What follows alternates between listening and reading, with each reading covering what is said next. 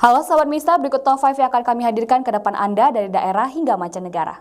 Kisru pemilihan calon anggota KPID Sumut sejak memutuskan nama-nama terpilih anggota komisioner tersebut belum juga usai. Dan Aniar, calon komisioner KPID Sumut 2021 hingga 2024, akhirnya resmi memperkarakan Hendro Susanto selaku Ketua Komisi A.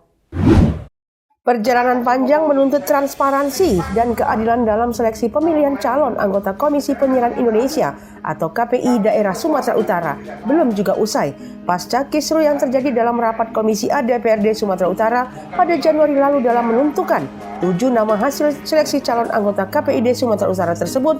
Berbagai upaya terus dilakukan oleh sejumlah peserta seleksi.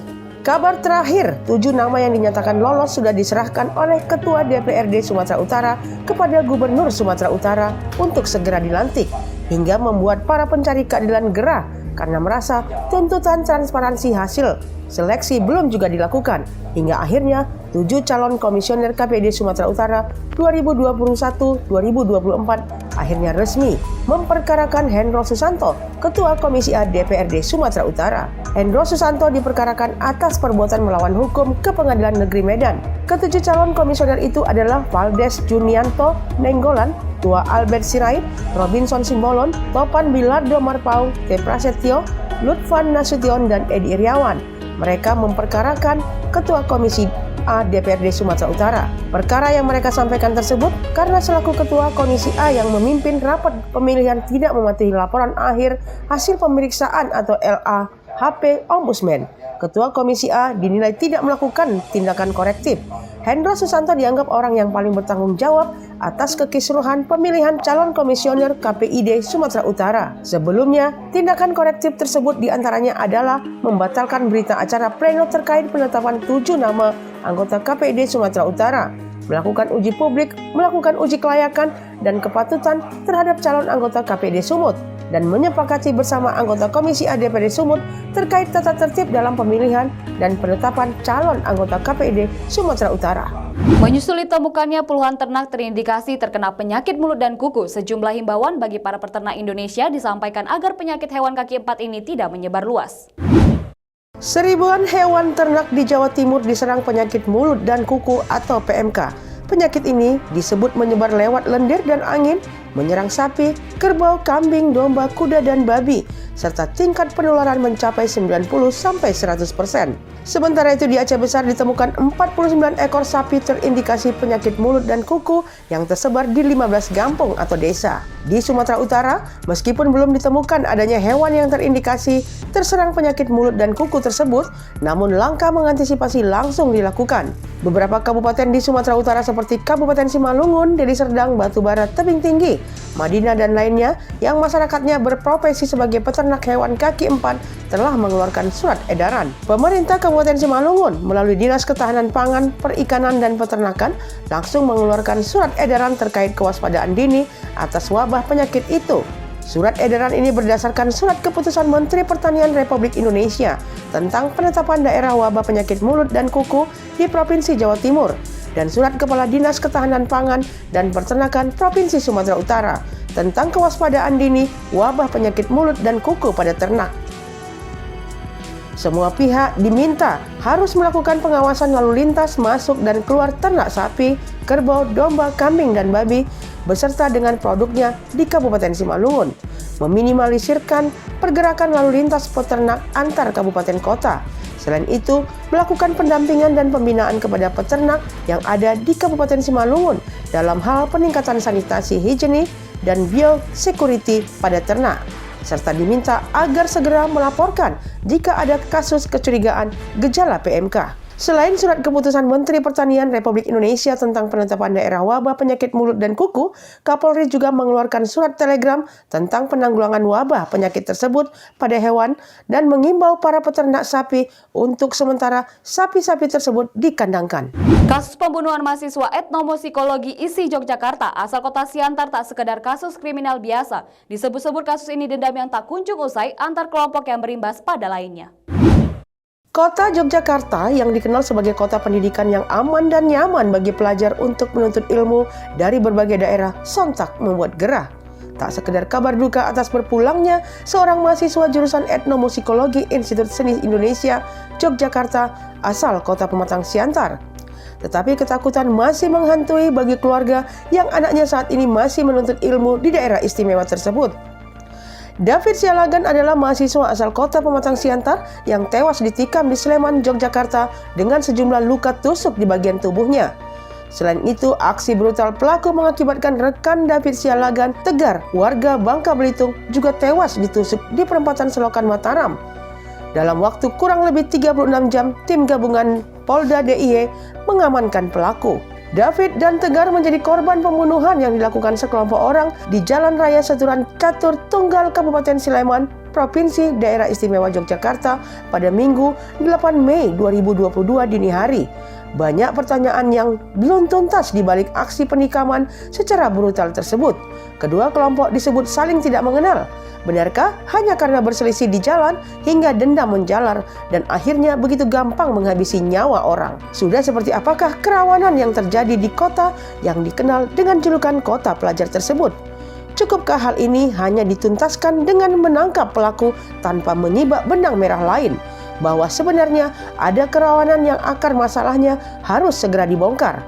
Agar pembunuhan demi pembunuhan tak gampang kita dengar dari sebuah kota yang sebelumnya dianggap sebagai kota yang nyaman bagi anak-anak untuk menimba ilmu di Yogyakarta. Kronologis kejadian pembunuhan subsidiar penganiayaan berat ini adalah saat kedua korban beserta 4 rekan lainnya, jadi total 6 orang, menggunakan 3 kendaraan roda 2 dari arah barat bertemu dengan sekira 2-5 orang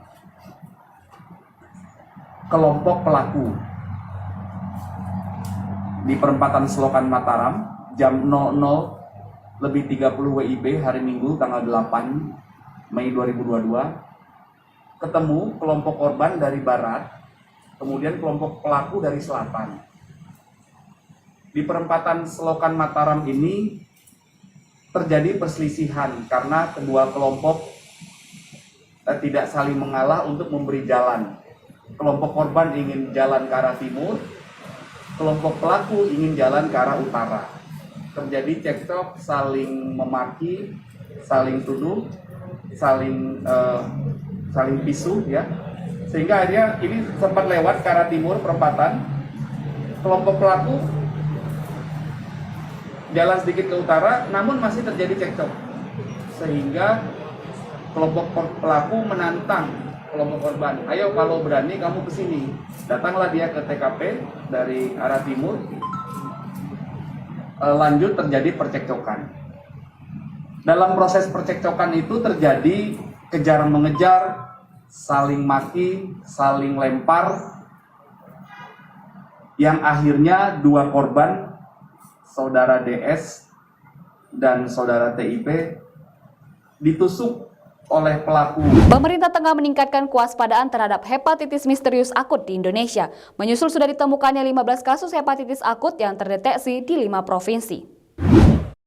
Kementerian Kesehatan saat ini mencatat 15 kasus dugaan atau suspek hepatitis akut. Kasus tersebut tersebar di 5 provinsi. 3 kasus pertama di Indonesia dilaporkan pada 27 April 2022 atau beberapa hari setelah Badan Kesehatan Dunia menyampaikan adanya kejadian luar biasa atau outbreak di Eropa. Kementerian sendiri mengakui belum bisa ditarik kesimpulan virus apa yang 100% menyebabkan adanya penyakit hepatitis akut tersebut. Saat ini penelitian tengah dilakukan Indonesia yang bekerjasama dengan WHO dan Amerika Serikat serta Inggris untuk bisa mendeteksi secara cepat penyebab penyakit ini. Kemungkinan besar adalah adenovirus strain 41. Namun disebutkan juga banyak kasus yang tidak ada adenovirus strain 41. Menteri Kesehatan Budi Gunadi Sadikin mengatakan pemerintah menindaklanjuti kejadian ini dengan membuat surat edaran tentang kewaspadaan terhadap penemuan kasus hepatitis akut yang tidak diketahui etiologinya. Diperintahkan agar semua rumah sakit dan dinas kesehatan melakukan surveillance monitoring. Kabar terbaru, juru bicara Kementerian Kesehatan Siti Nadia Tarmizi mengonfirmasi adanya tambahan 2 orang pasien hepatitis akut misterius yang meninggal dunia, masing-masing berusia 7 dan 10 tahun. Kedua pasien tersebut berasal dari DKI Jakarta dan Kalimantan Timur. Artinya, sudah ada 7 orang yang meninggal dunia serta adanya penambahan kasus. Ketua Unit Kerja Koordinasi atau UKK Gastrohepatologi Ikatan Dokter Indonesia, Dr. Muzal Kadim, mengatakan ada sejumlah faktor yang meningkatkan risiko infeksi hepatitis akut pada anak. Anak dengan imunokompromis atau sistem imun lemah memiliki risiko infeksi lebih tinggi. Namun anehnya, kasus-kasus hepatitis akut yang belakangan muncul justru tidak ditemukan pada anak-anak yang dengan imunokompromis. Karenanya, Muzal menganggap penyakit hepatitis akut tersebut unik dan aneh. Ia juga mengatakan virus ini tidak menutup kemungkinan menyerang orang-orang dewasa yang memiliki sistem imunitas yang kuat. Ferdinand Marcos Jr. menang dengan telak dalam pemilihan Presiden Filipina. Comeback politik, dinasti politik Marcos kembali ke pucuk kekuasaan Filipina. Berselang 36 tahun setelah digulingkan melalui revolusi kekuatan rakyat, dinasti politik Marcos kembali ke pucuk kekuasaan Filipina. Comeback politik yang tidak terbayangkan ini dipastikan setelah Ferdinand Marcos Jr. atau yang akrab disapa Bongbong menang dengan telak dalam pemilihan presiden atau Pilpres Filipina pada Senin 9 Mei 2022. Bongbong meraup 56% dukungan suara dari pemilih Filipina. Perolehan suara ini lebih dari 2 kali lipat dukungan yang didapat kompetitor terkuatnya, Leni Robredo, yang beraliran liberal. Putra dari mantan diktator Ferdinand Marcos itu akan kembali ke istana kepresidenan Malacanang, tempat dia tinggal semasa ayahnya berkuasa mulai dari 1965 hingga 1986. Dinasti Marcos memiliki reputasi politik yang kontroversial. Marcos Senior memerintah Filipina dengan tangan besi. Rejimnya yang represif menempatkan Filipina di bawah status darurat militer selama 9 tahun. Menggunakan dalil melawan komunisme, Marcos Senior menangkap, memenjarakan, dan menyiksa ribuan lawan-lawan politiknya, mulai dari senator, jurnalis, aktivis, hingga petani. Darurat militer dipakai Marcos Senior untuk memerintah dengan dekret membekukan Kongres Filipina dan mengamandemen konstitusi memperpanjang kekuasaannya yang sebelumnya dibatasi maksimal 2 periode. Di lain pihak, kemenangan Ferdinand Marcos Jr. bagi Indonesia, hasil pemilu presiden Filipina adalah alarm demokrasi. Politik Filipina dan Indonesia dinilai banyak mirip. Peneliti dan pendiri Institut Riset Indonesia Dian Permata, orang Indonesia juga cenderung punya ingatan pendek, gampang lupa, termasuk atas kesalahan besar pada masa lalu dari sosok pilihannya pada hari ini. Kemiripan ekologi dari situasi politik Filipina dan Indonesia. Sebuah disertasi Dante C. Simbulan yang mengulik sosiopolitik Filipina. Salah satu yang kental kemiripannya adalah praktik oligarki di Filipina dan Indonesia.